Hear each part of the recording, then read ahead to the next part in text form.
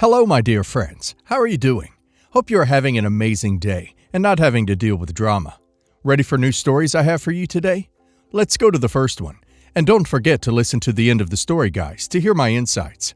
Enjoy the stories, and don't forget to like and subscribe. And of course, don't forget to leave a comment. I come from what some people would call a traditional family. 3 siblings, 2 married parents who stayed together out of duty more than love, and a deeply ingrained generational mindset that family always comes first, no matter what. But over the years, I've learned that in my family, family first has always really meant Hannah first. I'm the oldest sibling at 36 years old, followed by my brother Jason, who is 33, and our youngest sister Hannah, who just turned 29. Our family dynamic has always been off balance, but no one dared name it out loud. From the moment Hannah was born, she was treated like she was spun out of porcelain in moonlight. She came into this world 3 months premature, underweight, medically fragile, and barely clinging to life. I was 7 at the time, and I remember the anxiety that swept through the household, the way my mother refused to let anyone else touch her, the quiet tears she cried at night. At first, we were all scared for her, including Jason and me. But the fear that was supposed to fade as she got stronger never left. It simply morphed into obsession. Whereas Jason and I were expected to help around the house, do our homework, work summer jobs, and keep our heads down, Hannah was allowed to roam free. When she acted out in school, my mother insisted she was sensitive and emotionally misunderstood. When she brought home bad grades, she was praised for trying her best, while Jason and I got grounded for bringing home a B+. Every year, we watched her be excused from any standard of accountability because of the circumstances of her birth. And over time, she internalized it. She wasn't just the baby of the family. She became a kind of entitled mascot, coddled and inflated with the belief that the world owed her softness, money, and admiration because she had a difficult start. This pattern only deepened as we got older. Hannah never finished high school, dropping out at 17 after a string of confrontations with teachers, none of which were ever her fault, according to my mother. At 19, she had her first child. By 25, she had 4 children, each with a different man. None of the fathers stuck around. Some left before the baby was born, some shortly after, and at least one disappeared in the middle of a custody dispute. At no point did my mother ever ask Hannah what part she might have played in any of it. Instead, she held her hand, paid what bills she could, and insisted to anyone who asked that Hannah was simply too pure for this world. Meanwhile, Jason and I forged adult lives with the same quiet resilience we'd been raised to show. I put myself through college on scholarships and part-time jobs, eventually building a successful career in tech. Jason married young, had 2 kids, and tragically lost his wife to cancer 3 years ago. Despite the unimaginable grief, he continued working full-time, balancing childcare, therapy appointments, school schedules, and the crushing loneliness of early widowhood with a kind of stoic grace that made me feel proud just to call him my brother. A few months ago, Jason's youngest child, his 5-year-old son, was rushed to the hospital with a severe infection that came dangerously close to turning septic. It was a nightmare for all of us. The kid was pale, weak, hooked up to monitors, and barely responding. Jason, who never asks for help, was drowning in hospital bills. Insurance covered some of it, but not all. I didn't hesitate. I told him I would cover the balance, nearly $18,000 in total. It was a significant hit to my emergency fund, but this was my nephew's life. I didn't need thanks or applause. I just needed him to be okay. Jason was incredibly grateful. We never made a big deal out of it. I don't flaunt money or favors in this family. If anything, I learned early on that generosity is treated with suspicion if it's not directed toward the right person. 2 weeks after the hospital crisis had settled and Jason's son was recovering well, I received a call from Hannah. She was unusually cheerful, which immediately put me on edge. She never calls unless she needs something, and sure enough, after a few pleasantries, she shifted the conversation to her living situation. She complained that her current apartment, a 2-bedroom government-subsidized unit, was unfit for a family of 5. She talked about mold, neighbors who smoked, and not having a backyard. Then she launched into a speech that sounded both rehearsed and wildly delusional. She said since I had helped Jason's kids, now it was her turn. Her words. She said I should buy her a house. Not a mansion, she clarified, but something modest with a nice yard, where her kids could finally have some peace. She said she'd already been browsing listings and could even get a good deal if I was stunned. Not just by the ask, but by the entitlement. I told her no, firmly but calmly. I explained that I had just emptied a large portion of my savings for a medical emergency, and more importantly, that I had no interest in bankrolling her lifestyle. I reminded her that I had already helped her in the past, buying groceries, covering overdue utility bills, gifting her kids birthday presents, but that I wasn't going to reward her for refusing to take responsibility for her own life. She didn't ask me to help because she had a plan. She asked because she expects other people to build her future for her. She lost it. She called me a classist, an elitist, and said I was punishing her for being a mother. She said Jason got rewarded while she, a strong single woman, got nothing. I told her Jason's wife died of cancer and his son needed medical help, and that comparing the two situations was absurd. She hung up on me. The next day, my mother called. And that's when things escalated beyond anything I expected. She told me she was disgusted with me. She said I had made Hannah feel like trash, and that my refusal to help was the final straw, in a pattern of behavior that proved I loved Jason more. She said Hannah needed the house more, because she had 4 kids and no support system. She said Jason was already lucky to have had me help him. Then she said the words that stunned me into silence. If you can't support your sister now, then maybe you're not my son anymore. I hung up. I didn't argue. I simply hung up. That was 3 weeks ago. Since then, I've been painted as the villain in a growing family war. Hannah has posted passive-aggressive rants on Facebook, calling out her rich brother, who turns his back on blood. She says I only care about kids who come from married homes, and that I'm punishing her children for her choices. She says she has no choice but to live on benefits because she refuses to work for minimum wage and that she deserves better. She has openly admitted that she won't consider employment unless it's a 6-figure position that allows her to work from home on her own terms. My mother, for her part, has told relatives that I humiliated Hannah in her hour of need and is now questioning whether I ever loved her. Jason, bless him, has tried to stay out of it.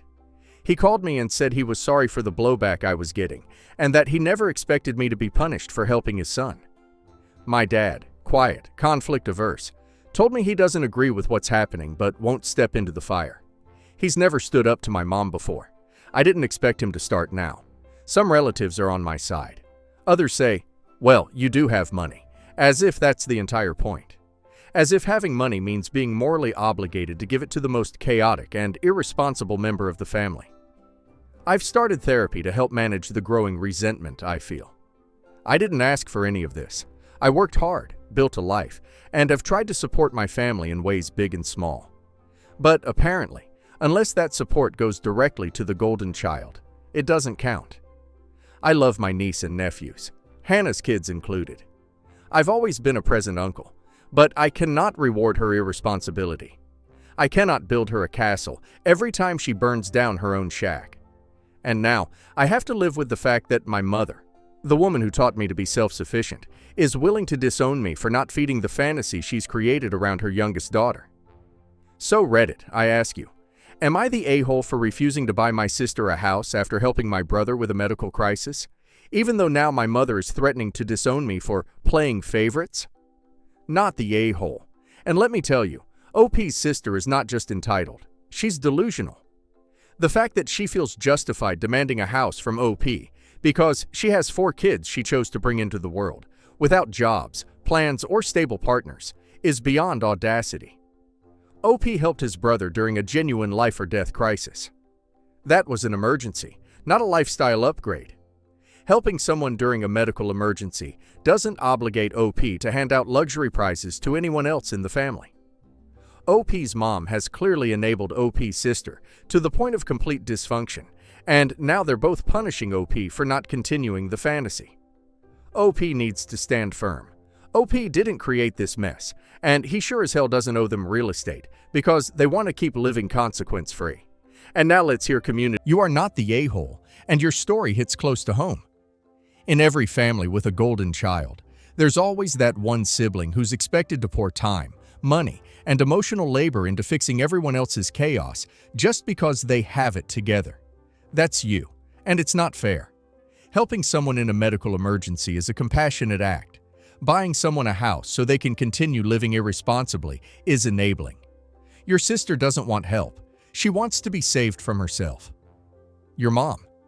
She spent almost 30 years coddling her, and now she's furious someone finally said, "Enough." You're not punishing anyone. You're breaking a toxic cycle. Good on you. What blows my mind is the scale of the ask. Not groceries, not help with childcare, not even a short-term rent assist. A whole house. That's not a request. It's a fantasy. Your sister isn't struggling. She's coasting on delusion. And the fact that your mother is backing her up and threatening to disown you says everything. It was never about fairness. It was about control. You said no, and now they're throwing a tantrum because their favorite benefactor finally grew a spine. Keep your distance. Don't let guilt override common sense. You've already done more for this family than most would. You're not the a-hole. You're the first person in generations to break the cycle.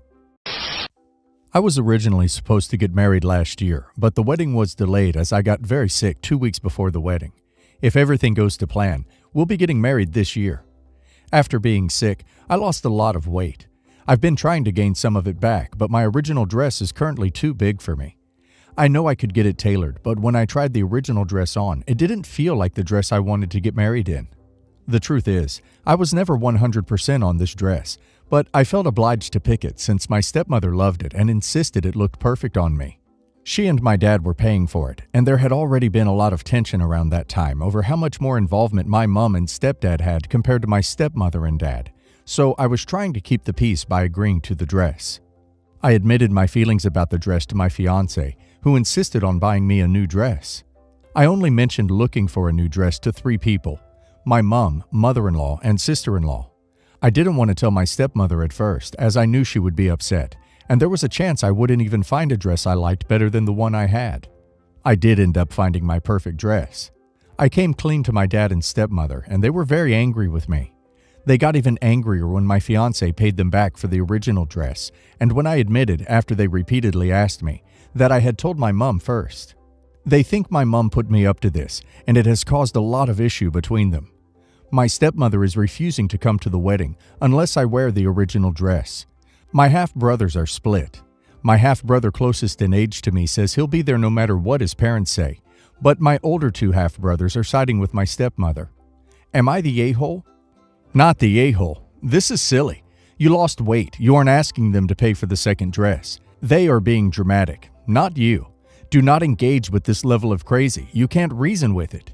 This is about control and insecurity, and not about the dress. Not the a-hole. The original dress no longer fit or made you feel beautiful. Alterations to the original dress could have been very costly. Your fiancé paid them for the original dress and helped you purchase the new one. I don't blame you for telling your mom first. Congratulations on your upcoming wedding. Not the a-hole. Your stepmom's the a-hole for making it about her.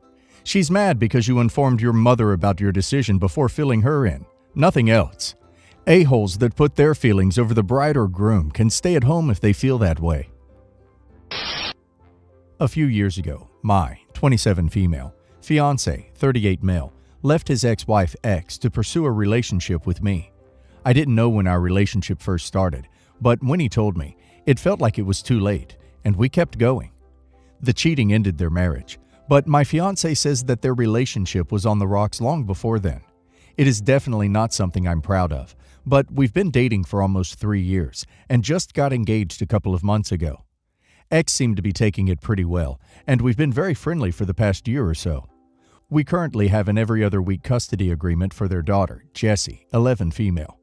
Jessie is very close with my daughter, Samantha, 9 female, and I've started letting Samantha sleep over at X's house on weekends since she misses Jessie so much when it's not our week. I was really starting to view X as just the mother of one of my daughter's friends, and we've been getting along really well. So last Monday, Samantha comes home from a sleepover at Jessie's and tells me that my fiancé and I are bad people. I was surprised, so I asked her why. She told me that Jesse's mom told her how I stole my fiancé from her and Jesse, and that we didn't care about anybody but ourselves. Thankfully, Samantha didn't seem to take it too seriously. She has a tendency to just repeat what people tell her. But I was still furious. I really thought that X had managed to move past this, and that we were fine.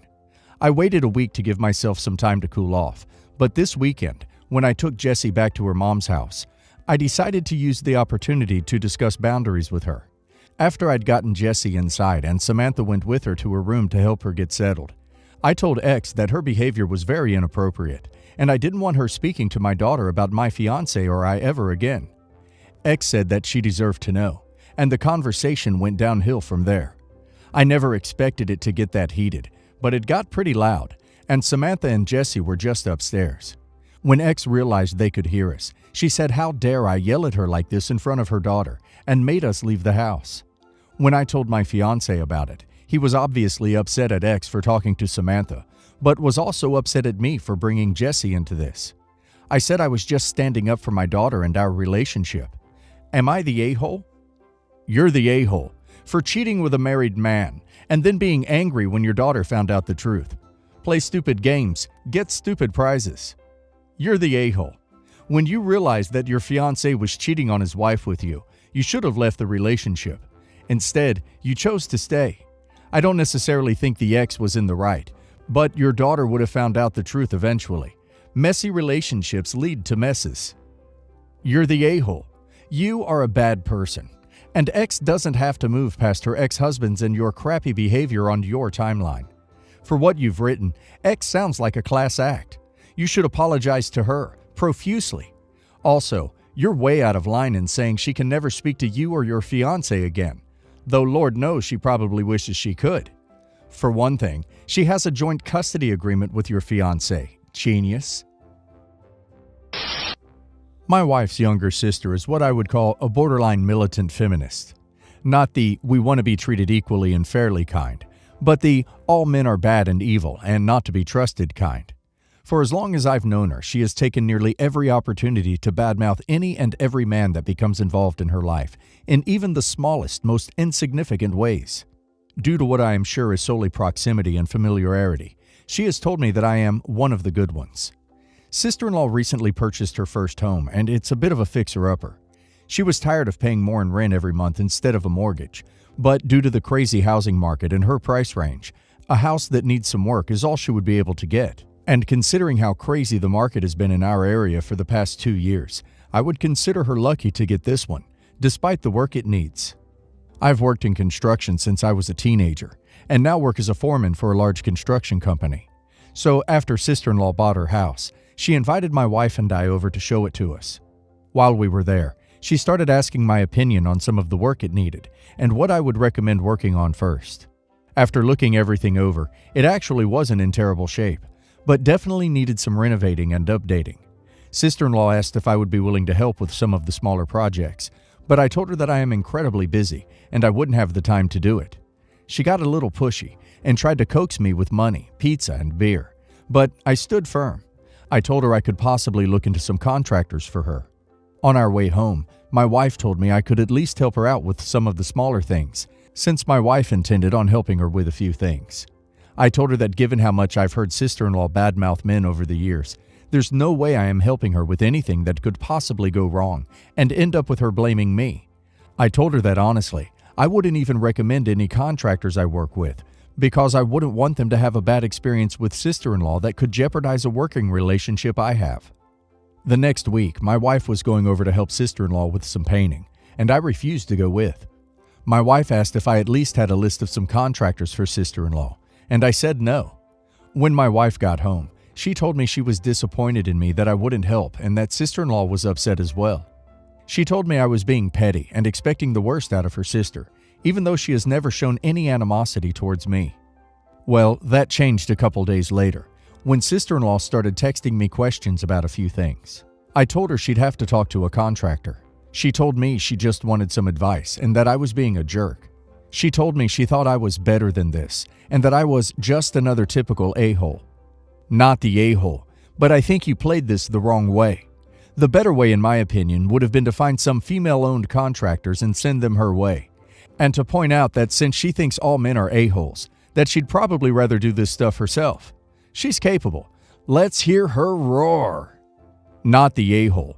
Just because you're a contractor and family does not mean that you're obligated to help. She's a big girl and can either source or complete the work herself. Not the a-hole. She's a hypocrite. All men are evil until I need something from them, and instead of blaming the individual person, I'm going to blame the whole gender. And then I'm going to tokenize you solely because you have a service I need, and you're my sister's husband. But other than that, all men are evil. Technically, everyone sucks here. It's understandable that you don't want to lose the relationship with contractors, but you could ask around or even do a quick Google search to find some female contractors to refer her to, instead of being so willful. Not showing your sister-in-law that shred of respect will ensure you'll never get any from her. It's like you're using her feelings towards your gender as an excuse to not take any personal responsibility. My girlfriend and I have been dating for a few months, and for a double date, we went with my friend and his girlfriend to go rock climbing. I didn't know the first thing about rock climbing, so he did all the rope work and taught us to belay. It was pretty thrilling, and my girlfriend was a little scared, but enjoying it. He climbed up bringing the rope up, set anchors, and we just top roped. We hiked to another part of this canyon, and he said this was the place him and his girlfriend simul-rappelled. Not sure if that's how you spell it. He said it was amazing but dangerous, and was explaining the rope setup to do it. He joked it was the climber's version of a couple's trust fall. My girlfriend asked if we could do it since there was still some time left, and he said it was dangerous and that it needed to be done with 2 people. My girlfriend looked at me, and I said I was down for anything, and the friend looked uncomfortable, and told her any weight difference over about 50 pounds between the 2 people isn't a good idea, and ideally the weights are as close as possible since we would essentially be balancing each other. He said there were safer techniques. Simul is just faster. My friend and his girlfriend are skinny people, as is basically everyone we've seen climbing that day. I'm a bigger dude at 220, 230 pounds, and I don't know my girlfriend's weight, but it's not a bad guess that she's more than 50 pounds heavier than me. My friend is a total adrenaline junkie, and I think if he says it's dangerous, it's best not to do it. My girlfriend looked really unhappy, but didn't say anything. She is insecure about her weight. On the drive home, my girlfriend was ranting about what an a-hole my friend was. I got annoyed she was bad-mouthing him because he was nice enough to let us use his gear and show us the ropes. I told her that he is the expert, and she complained he was just eyeballing her weight. And I asked if she would be okay standing on scales with me to confirm we were less than 50-pound difference. She got really mad and said it doesn't matter if there was a 50-pound difference. He was judging her for her weight, and I didn't come to her defense. I was pretty annoyed and told her I wasn't coming for my friend who was only looking out for our safety. She called it fat shaming, and I guess it was to an extent, but he's also not wrong. Not the a-hole. Am I the first person to call out fat shaming? This was not fat shaming at all. Your friend was the person familiar with the equipment and was responsible for pointing out both the logistics and safety of this activity. This is an activity that requires 2 people within 50 pounds of each other. 2 people of her, your weight, weren't present. The fact that she happened to be the heaviest person there caused her to feel shame, but the source of that shame is society, not your friend. Not the a-hole. Your friend wasn't judging your girlfriend's weight. He was making a risk assessment based on what he could see.